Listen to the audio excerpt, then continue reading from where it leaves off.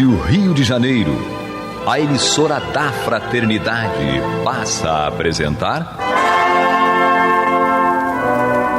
Luz na Penumbra, programa que leva ao seu coração a mensagem da doutrina espírita.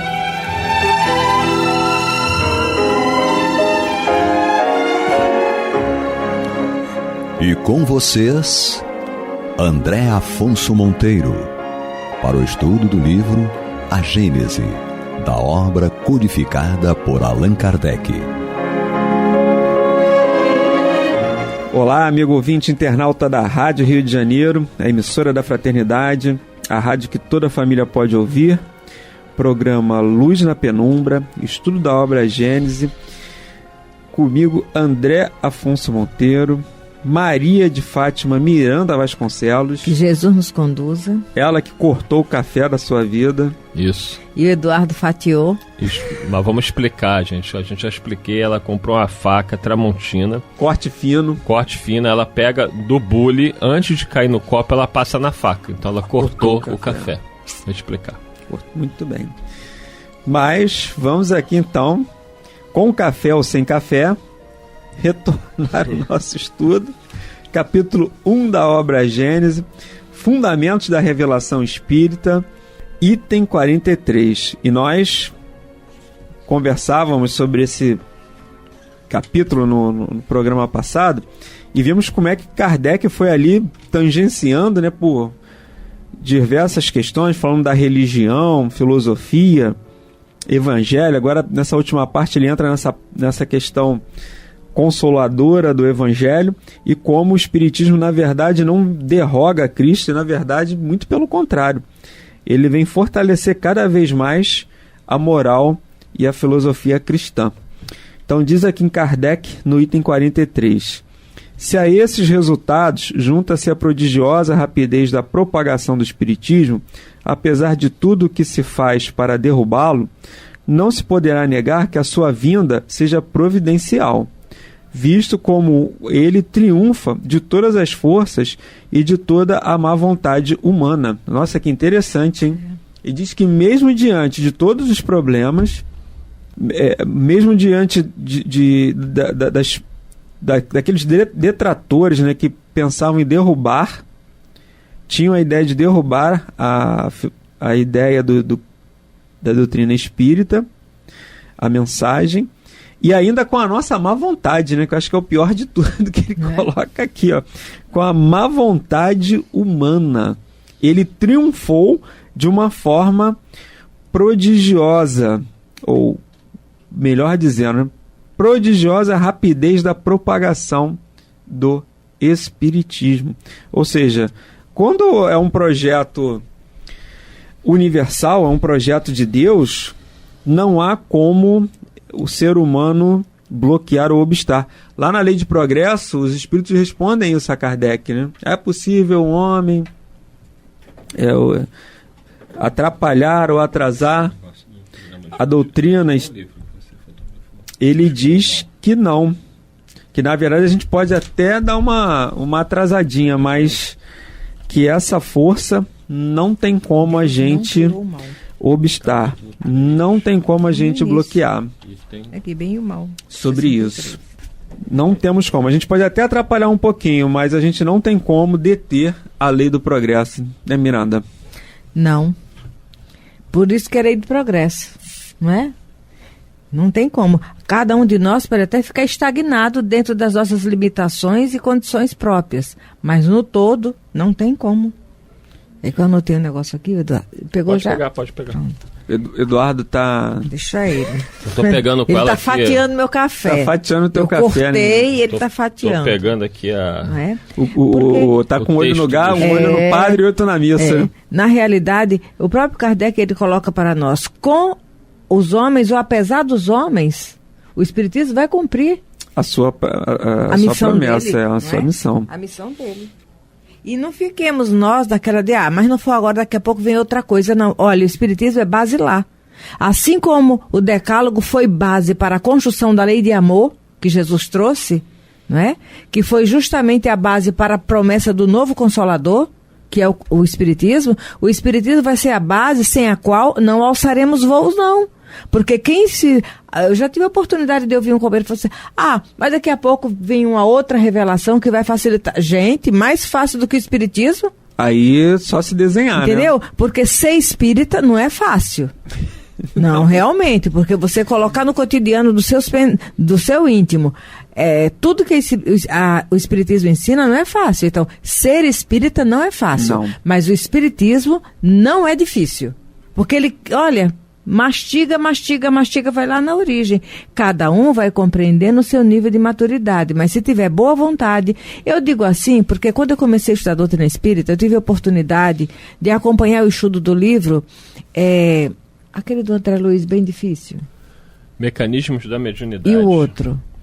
Evolução em dois mundos. Evolução em dois mundos. Olha, Evolução em dois mundos, primeira parte, o Marco Aurélio Baldança, estudava ele e eu estava ali, eu não perdia. Eu falava, meu Deus, eu tenho que prestar bem atenção. Chegava em casa, relia o texto, aí apagava.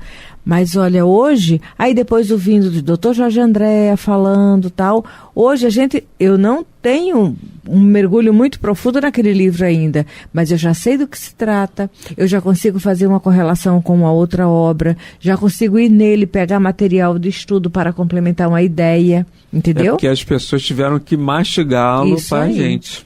Mas dentro do seu nível de esforço, você vai graduando a compreensão. Eduardo Araújo. A lei do progresso é inexorável, né? Nós não tem como detê-la. Por mais que a gente queira, por mais que a gente tente atrapalhar, não podemos. E isso é um alento, né, Eduardo? Porque muitas vezes a gente vê, olha o planeta, a gente vê o atual momento do nosso estado, da nossa cidade principalmente, problemas sociais, problemas de segurança. Onde que você vê, digamos assim, tem algo que você vai reclamar porque aquilo não está te atendendo de alguma maneira satisfatória, aí você acha que está tudo perdido, né? Você acha que parece que o mundo deu fez um downgrade, né? Piorou. Mas quando, na verdade, se a gente não tiver essa visão aperfeiçoada, essa visão espiritual, entender que isso é um momento, a gente realmente acaba entrando ali até em questões psicológicas e emocionais complicadas, porque você acha que está inserido num contexto que as coisas estão piorando e que ameaçam a tua vida de alguma maneira, né? Ameaça assim, te prejudicam, te tornam infeliz, te torna infeliz, faz com que você fique triste. Isso é natural, quando você vê algo, um assalto, uma morte, alguma coisa assim. Mas que a gente não entende que isso é aquela preparação para algo melhor que está por chegar, né? É a consequência do mundo que nós vivemos. Provas e expiações, né? Espíritos comprometidos, que somos, nós ainda estamos num mundo onde o mal predomina, né? A corrupção. Basta ver que nós mesmos, muitas vezes, acabamos aderindo à corrupção, de diversas formas. Então, a realidade da Terra é essa. Porém, tudo isso vai passar, porque a lei do progresso, né? No próprio esse livro A Gênese, lá no final, os espíritos falam para Kardec que a transformação já iniciou, os tempos são chegados. Muitos espíritos que fazem o mal pelo mal já não estão podendo mais reencarnar na Terra, já estão indo para outros planetas. Espíritos que estão nascendo são espíritos mais nobres e eles farão a transformação. E nós, onde é que ficaremos? Aí vamos ter que ver, né? Porque vai depender das escolhas que nós vamos fazer hoje na nossa vida. O nosso amanhã está muito dependente do que nós vamos fazer hoje. Mas eu não sou santo. Não, ninguém é. Aqui na Terra ninguém é. Mas a gente poderia ter um pouquinho mais de boa vontade, poderia fazer aquilo que se espera pelo menos racionalmente. Eu posso não amar, mas eu já sei o que é o amor através do exemplo de Jesus. Eu posso não conseguir perdoar de coração, mas eu já posso começar a trabalhar a ideia do perdão racionalmente, na minha mente. Eu posso não conseguir retribuir o mal que me fazem com o bem de coração, mas eu já posso retribuir o mal com o bem racionalmente. E a gente vai fazendo pela razão para um dia conseguirmos fazer, né, como Jesus espera de cada um de nós pelo sentimento. Agora, tem o diálogo lá no livro Há 2000 anos, né, a psicografia de Chico Xavier pelo Espírito Emmanuel, quando o próprio Emmanuel conta uma encarnação sua como senador romano, chamado Públio Lentulus. Como nós sabemos, naquela época, Roma comandava o mundo. Sim. Então vocês imaginam a autoridade de César, né? O imperador César, e os seus senadores. E Públio Lentulus era um senador romano, era um homem extremamente poderoso. E ele teve um encontro com Jesus, e nesse encontro, que foi a pedido da sua esposa, Lívia, ele encontra com Jesus porque a filha deles estava com lepra, não tinha cura. A menina estava isolada em um quarto, esperando a morte. Não havia mais o que fazer. E Lívia pede a Públio, um senador romano, um homem poderosíssimo, que procurasse um profeta que ela tinha ouvido falar. Judeu. Judeu, que faria milagres. E o Públio, querendo salvar a vida da filha e sensibilizado com o pedido da mulher, de Lívia, vai procurar Jesus, escondido. Era noite. E não se sabe se ele estava em corpo físico ou desdobrado, mas o fato é que ele se encontra com Jesus. E Jesus fala: por que não me procura à luz do dia, senador? E começa a conversar com ele. E vai falando, e quando ele dá por si, ele está de joelhos. Ele não estava mais em pé. E nem ele sabe explicar como é que ele estava de joelhos, ele, um senador romano, perante aquele homem. Né? Mais um profeta que ele considerava que era um profeta maluco, como tantos que tinham ali naquela região, segundo o pensamento dele. E aí ele começa a se sentir humilhado, e ele começa a lembrar quem ele era como senador e o poder que ele representava. O poder de Roma, o poder de César. E só que ele não falava, ele não conseguia falar, ele só estava pensando, de joelhos, humilhado perante aquele homem, mas sem conseguir se expressar. Jesus, lendo o pensamento dele, falou: todos os teus poderes são miseráveis e irão ruir. E pouco tempo depois, cadê Roma? O próprio senador, ele no final do livro relata o desencarne dele na erupção do Vesúvio. Mas efetivamente ele chega em casa, Jesus fala para ele assim: a tua filha será curada. Ele não abriu a boca para pedir pela filha. Jesus sabia porque ele estava ali, leu o pensamento dele, a alma dele, e disse: a tua filha será curada, mas não por você, pela fé da tua mulher. E ele chega em casa e efetivamente a filha estava curada. E ele não reconhece. Não, ele sabia, mas ele não quis reconhecer. Mas ele não quis dizer que foi Jesus, mas ele sabia. Sim. Ele tinha 100% de certeza. Tanto tinha que quando houve a crucificação, que Pilatos vai conversar com ele, porque ele estava junto com Pilatos, porque Pilatos, inclusive ele tentou interceder por Jesus, que Pilatos perguntou o que fazer. Ele falou: você tem algum preso para oferecer ao povo? Aí foi escolhido Barrabás, só que para surpresa tanto do senador Públio quanto de Pilatos, o povo escolheu Barrabás. Soltar Barrabás e crucificar Jesus. E aí Pilatos pergunta a ele: e o que eu faço agora? Ele falou: olha, se fosse eu expulsaria esse povo a pata de cavalo. Mas aqui a província é problema seu, não é problema meu. E ele tirou o corpo dele fora. Ele poderia, como senador romano, falar: vamos botar esse povo para correr daqui. Ele jogou para cima de Pilatos. Pilatos ficou com medo, porque sabia que ia sobrar para ele. O povo podia querer crucificar ele também. Falou: eu lavo minhas mãos. É a famosa cena lá do lavo minhas mãos. Esse homem é justo, mas eu lavo minhas mãos. Entregou Jesus para ser crucificado. E o Públio, de um justo. E o Públio não fez nada também. Ele tentou ajudar, mas assim, discretamente. E ele sabia que Jesus salvou a vida da filha dele. E ali, enfim, ele entregou a chance que ele teve. E Jesus fala para ele naquele momento do encontro, quando ele foi interceder pela filha, Jesus fala: escolha, esse é o teu minuto de glória ou séculos de sombra. Ele escolheu os séculos de sombra.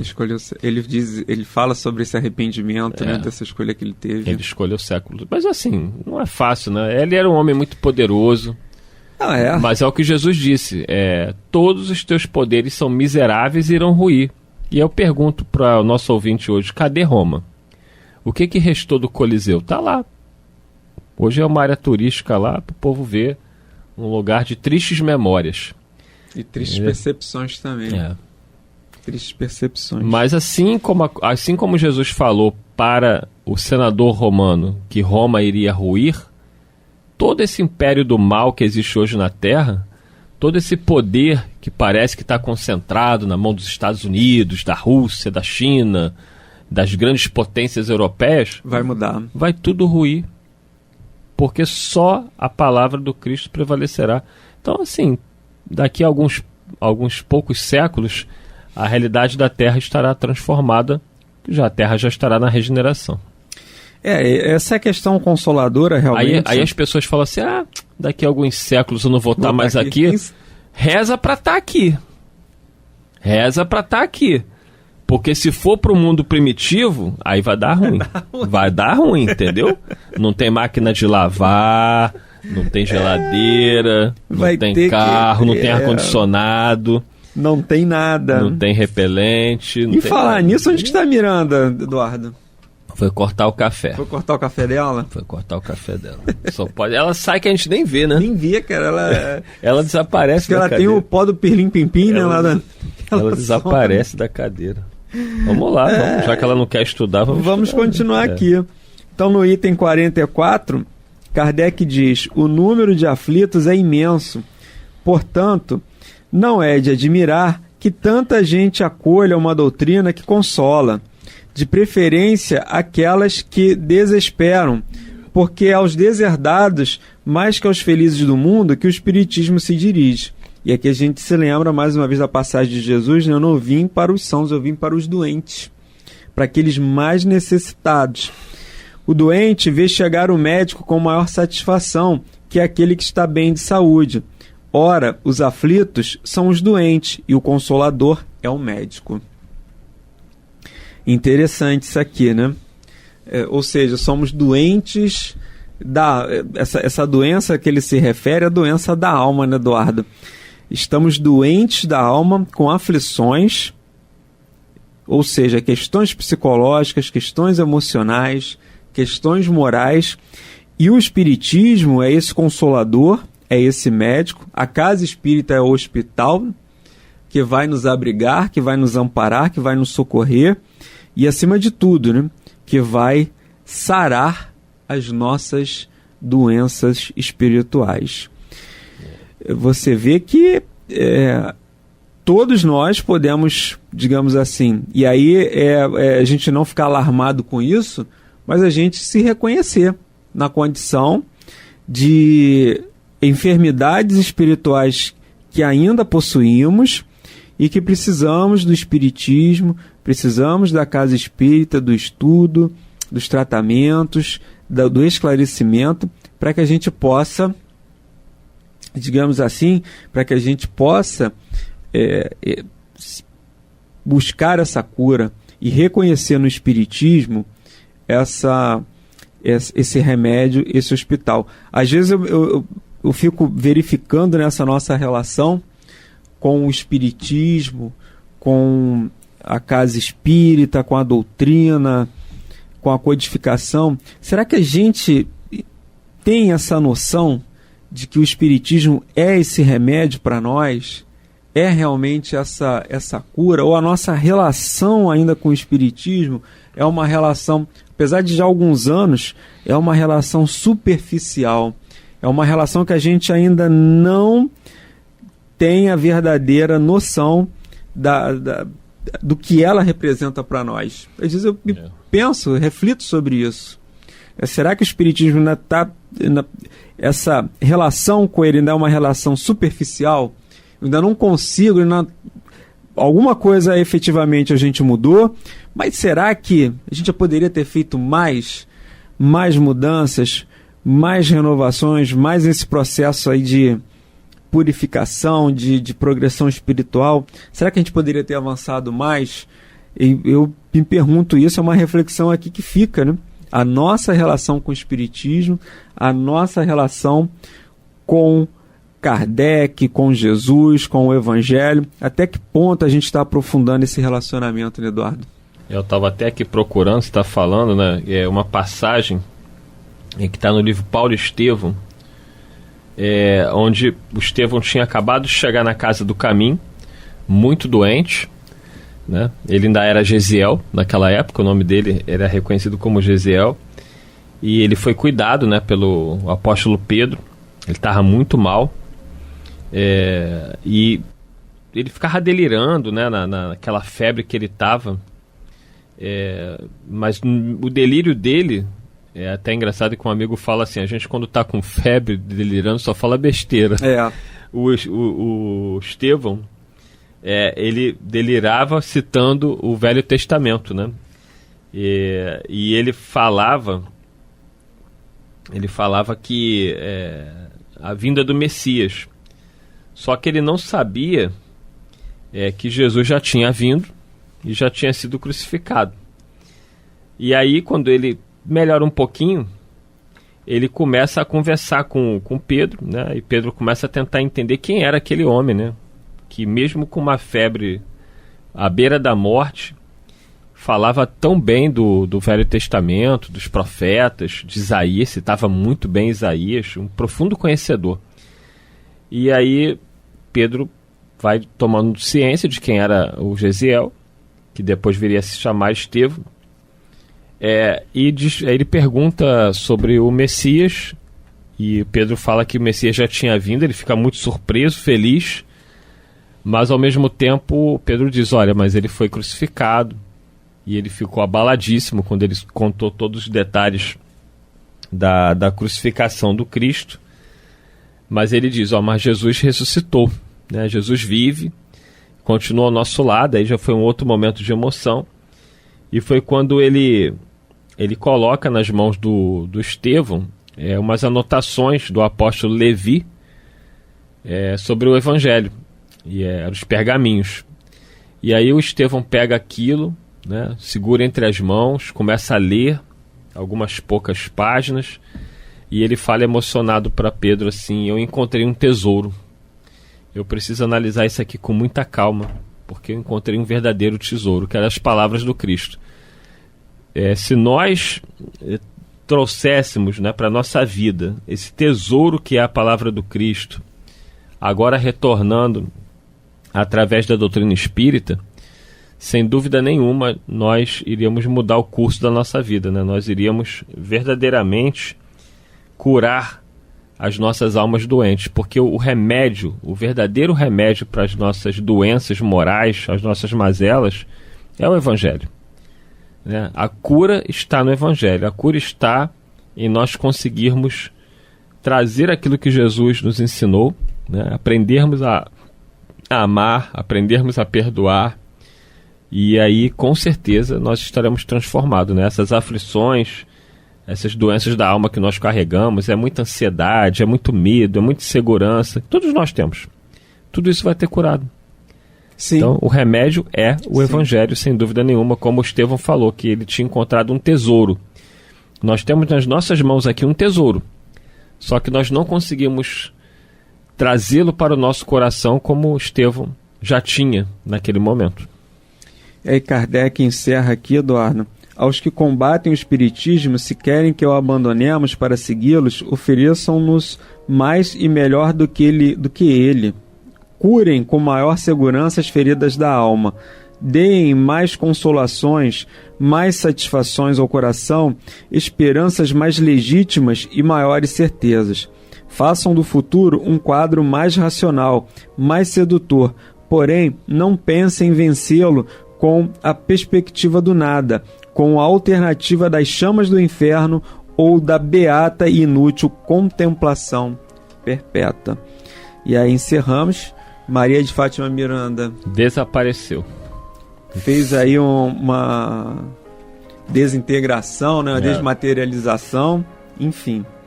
Mas chegamos ao final de mais um programa. Eduardo Araújo. Muita paz a todos. Deus os abençoe aí. Mais uma semana. Semana que vem aqui estaremos, se Deus quiser. Muita paz. Você está ouvindo o programa Luz na Penumbra.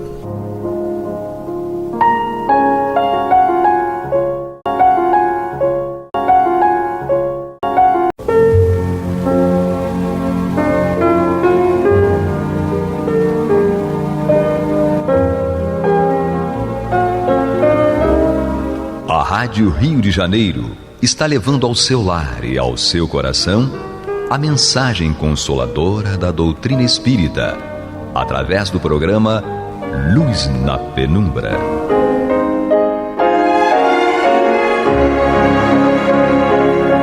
E agora com vocês, Nádia do Couto Vale, para comentar o Céu e Inferno ou a Justiça Divina segundo o Espiritismo, da obra codificada por Allan Kardec.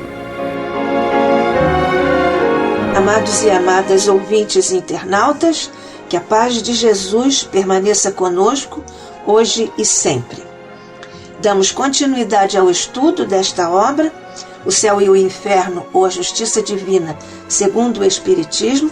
Estamos estudando juntos o capítulo 8º da segunda parte, no qual o nosso querido codificador Allan Kardec nos apresenta os espíritos em expiações terrestres, assim ele os classificou. Nós já demos início a este capítulo e hoje vamos estudar juntos um outro quadro que, aliás, nós vemos na sociedade atualmente, que é o de egoísmo, egoísmo, egoísmo. Na verdade, isso significa que o egoísta não quer perder nada, ele quer ter e deter tudo. E, portanto, não quer perder nem os objetos.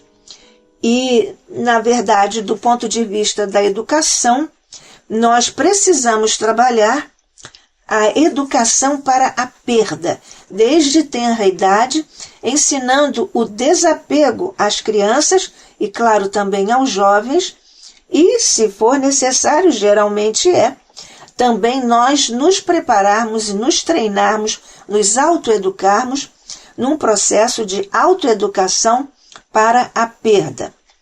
O que significa ou o que está por trás? Qual é o elemento fundante desta humana dificuldade do apego? É exatamente este o elemento fundante, o apego. E é por isso que nós temos esta dificuldade com a perda de objetos, de coisas, até o afastamento que consideramos como perda de entes queridos, perda, por exemplo, também de filhos. Há neste capítulo um depoimento do espírito que foi assim e viveu a perda da filha. Esse homem não era ateu nem materialista. Acreditava vagamente como vêm as coisas e tal, sem se ocuparem, essas pessoas, sem se ocuparem muito de Deus nem do futuro. Era assim que ele acreditava, vagamente, mas sem uma ocupação, sem uma preocupação, sem se deter neste tópico que é da magna importância.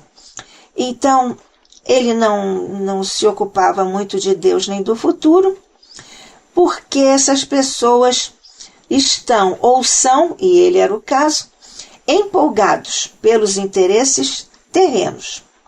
E apesar de profundamente egoísta, ele sacrificaria tudo para salvar a filha. Sem o menor escrúpulo, ele sacrificaria os interesses até de terceiros em seu proveito pessoal. No fundo, esse homem só se interessava pela família e por ninguém mais. Quem era essa filha? Essa criança era Anna Bitter, que definhava a olhos vistos sem sofrimentos. Assim, Kardec introduz este homem com seu perfil e a sua filha. A perda de um filho adorado, diz Kardec, é motivo de acerbo pesar. Ver, porém, o filho único, alvo de todas as esperanças, depositário de todas as afeições, definhar a olhos vistos e sem sofrimentos, por causas desconhecidas, por um desses caprichos da natureza que zombam da ciência, e depois de esgotar todos os recursos, não haver por compensação uma esperança sequer. Suportar, então, essa angústia de todos os momentos, por longos anos, sem lhe prever o termo, é um suplício cruel que a fortuna agrava em vez de suavizar, dada a impossibilidade de vê-la fruída pelo ente adorado. Esta era a situação do pai de Anna Bitter, que por isso se entregou a um íntimo desespero. O caráter se lhe exasperava ante tal espetáculo a cortar-lhe o coração, e cujas consequências não poderiam deixar de ser fatais, ainda que indeterminadas. Essa é a situação, este é o quadro do pai de Anna Bitter, e esse pai que, na verdade, estava em desespero, porque via a filha definhar a olhos vistos, a ciência não tinha como estar ali dando algum apoio, alguma esperança, porque eram causas desconhecidas, esse quadro de definhamento a olhos vistos, mas sem sofrimento para a criança, apesar disso. Uma espécie de, como lembra Kardec, capricho da natureza. Na verdade, já se tinham esgotado todos os recursos e não restava mais qualquer esperança. Então, o pai, ante a enfermidade da filha, como se sentia e que quadro havia na sua intimidade profunda? Era a perspectiva da perda de um filho adorado, no caso, Anna Bitter, a filha adorada. Um acerbo pesar para o pai. Ver a filha única que tinha toda a sua afeição. Isso é uma angústia de todos os momentos por longos anos, como Kardec definiu, sem lhe prever o termo, o final. É um suplício cruel. Nesse caso, a fortuna não suaviza, antes agrava esse suplício, porque é impossível ao ente amado usufruir de tal fortuna, da vida, enfim. Então o pai entregou-se a um íntimo desespero. O seu caráter ia se lhe exasperando diante daquele espetáculo lúgubre, porque ele não podia fazer nada, adorando ali a filha, e não podia resolver ajudá-la em absolutamente nada, e isso cortava-lhe o coração. As consequências poderiam ser fatais, ainda que indeterminadas, como nós vemos ali nesse quadrante, nessa questão que está posta para todos nós aqui. Já até nós nos emocionamos com a descrição de Kardec e com essas perspectivas, porque todas as criaturas podem estar expostas a esse tipo de expiação. A menina recebera uma pequena moratória de Deus. Esse é o fundamento, na verdade, do que está aqui posto. Porque um amigo da família, adepto do espiritismo, obteve de seu protetor espiritual as seguintes informações, que, na verdade, ele deseja dar suas explicações, porque não há curiosidade indiscreta no caso, posto que aqui é uma reunião de estudos, porque ali a mesa mediúnica, como está posta aqui, essa questão, o desejo do amigo de família de fazer algum tipo de auxílio, oferecer algum tipo de auxílio. Então, ele obteve de seu protetor as seguintes informações. Na verdade, ele deseja dar suas explicações, porque não há curiosidade indiscreta. Nós lembramos aqui que a curiosidade tem algumas nuances. Existe uma curiosidade negativa, que é essa que faz com que as pessoas se interessem, para dizermos o mínimo, se interessem pela vida alheia, por saber o que a pessoa faz, o que a pessoa tem, o que a pessoa diz. É, na verdade, o campo da fofoca. Essa curiosidade é, inclusive, contrária ao Evangelho, contrária ao Espiritismo, contrária à boa moral. Então, há essa curiosidade negativa. Mas a curiosidade tem um papel também muito importante, porque a curiosidade positiva leva o homem a descobrir coisas. E, por exemplo, o que fazem os cientistas? Eles têm curiosidade para descrever, resolver certas situações, certos questionamentos diante de problemas surgidos na vida. Então, esse amigo da família se interessa sinceramente pela criança Anna Bitter. Esse amigo da família, então, só terá a ganhar com a crença na justiça divina. Então, nesse momento, com essa curiosidade positiva, o amigo se interessou. E também informou o protetor espiritual que não há castigo sem causa. Nós estamos aqui diante de um princípio que nós chamamos também de causa e efeito, de lei da causa e efeito, de lei do retorno, e assim subsequentemente. Porque não há castigo sem causa. A criatura deve curvar-se perante a justiça do Senhor, sem maldições nem revoltas. Não há castigo sem causa. Esse é um princípio que nós devemos observar para não nos revoltarmos, inclusive, entendendo todos nós os princípios da lei de Deus, que é de amor, a reger todos os nossos passos e todos os movimentos que nos são necessários para a nossa evolução.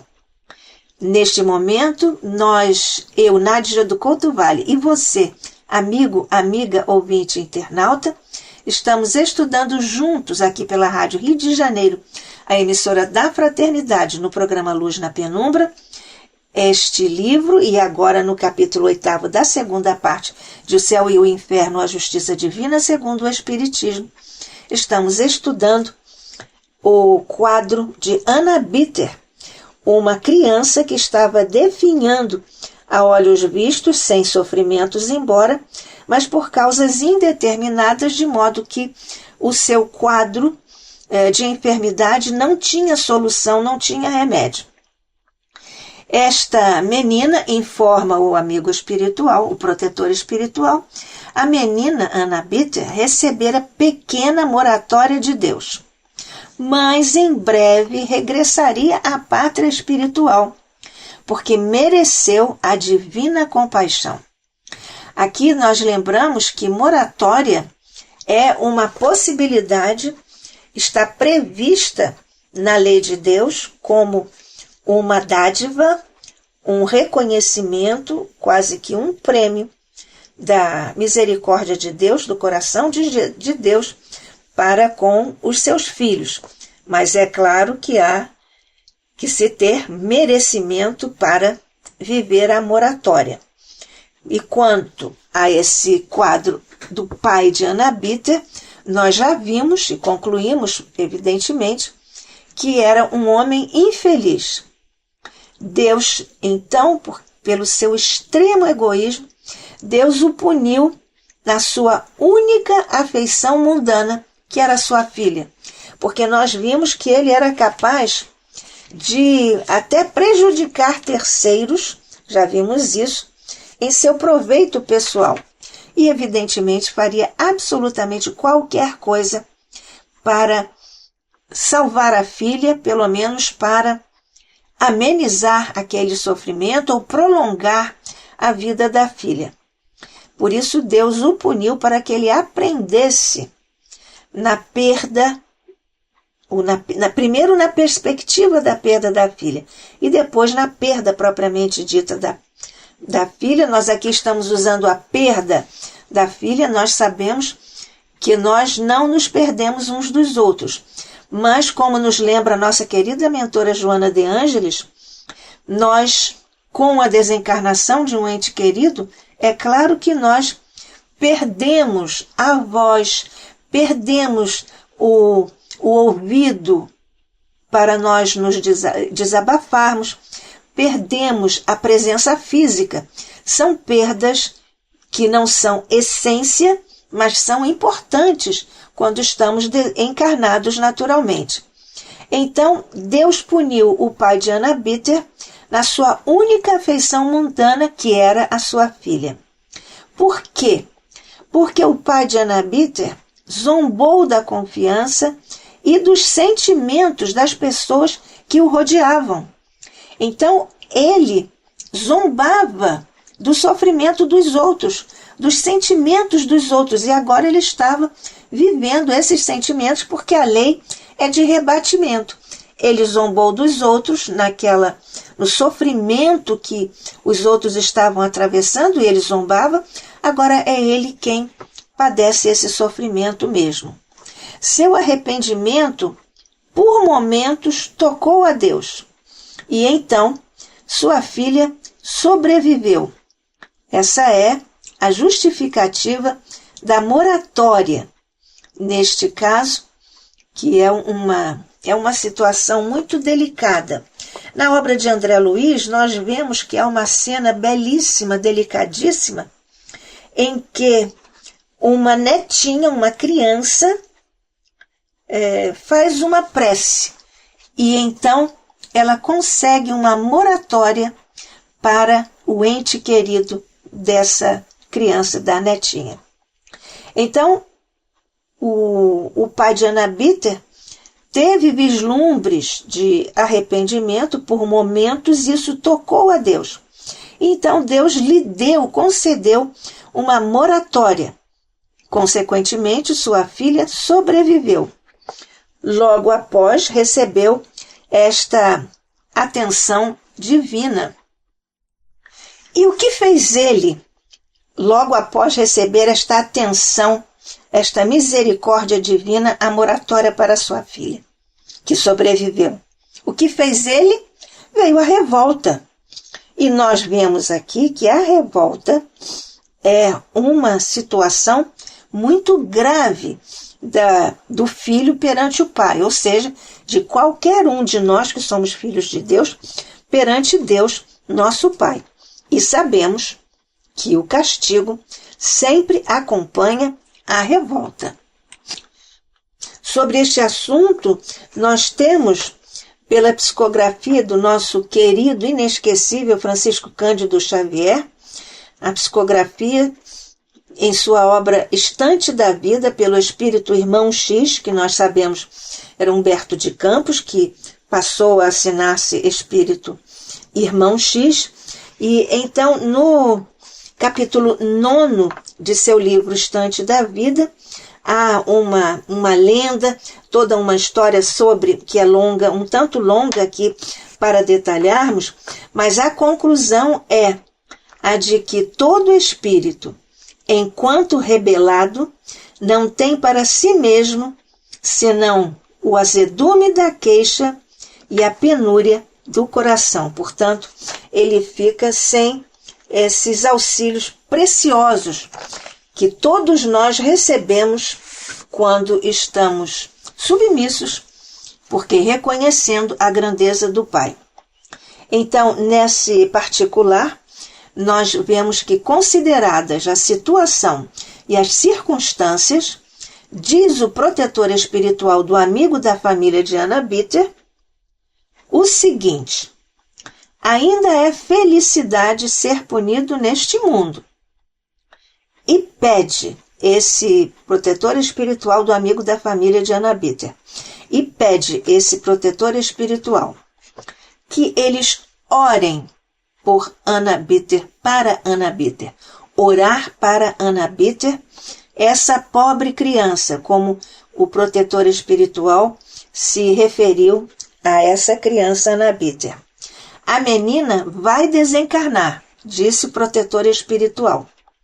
E apesar desse depauperamento orgânico, ela então terá dificuldades de se desprender, porque a energia ainda existe uma energia, uma abundante, uma seiva, como o próprio protetor espiritual se refere.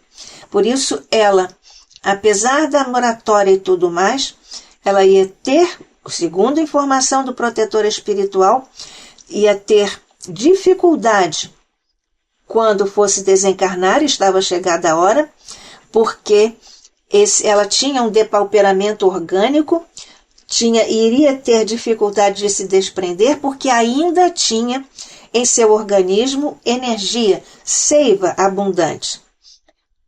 Adianta ainda o protetor espiritual que o espírito da menina é mais adiantado do que os espíritos que a rodeiam. É sempre assim, nós sabemos, nós todos estamos mais ou menos no mesmo nível evolutivo, porém uns mais do que outros, neste quesito ou em algum outro. Mais tarde, a menina do plano espiritual, segundo informa o protetor espiritual, auxiliará e consolará esse próprio amigo da família. Essa comunicação, essa orientação a respeito da situação da menina, como pode ser classificada? Com todas essas informações que consolam, que preparam as criaturas. É uma graça de Deus para auxiliar o desprendimento de Anna Bitter.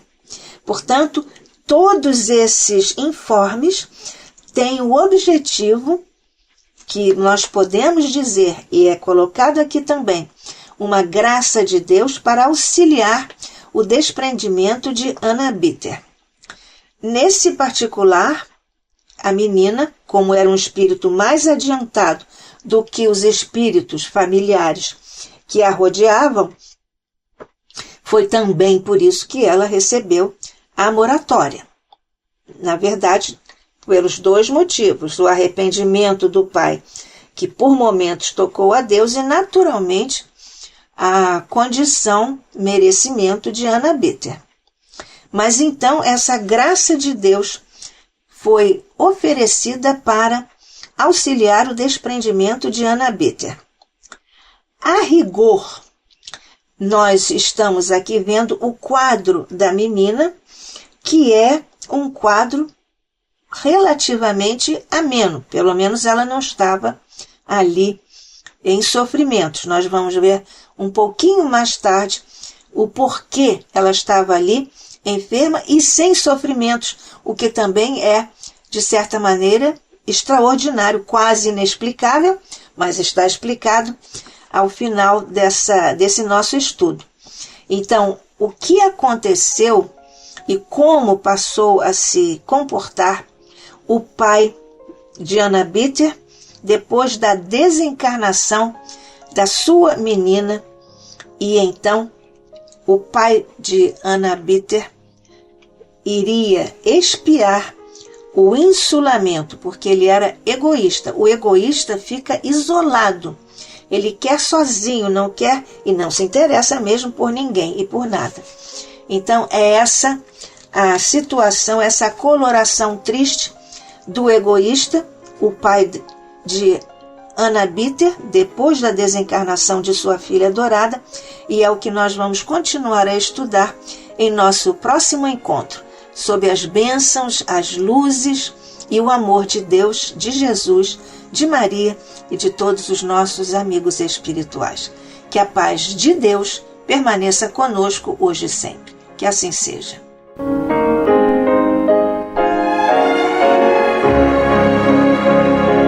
E vamos ouvir agora a prece de encerramento de nosso programa, na voz de Geraldo de Aquino.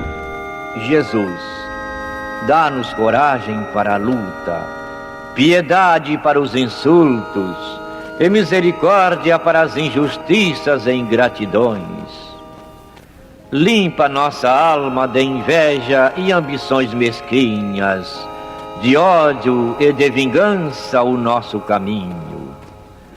E que dentro em pouco, ao recolher-nos de novo ao calor do nosso leito, para que o sono nos dê a paz e o esquecimento das tristezas humanas, possamos sentir, Senhor, no mais íntimo de nosso ser, a doçura indefinível do Teu amor e a grandeza incomparável da Tua divina presença. Que assim seja.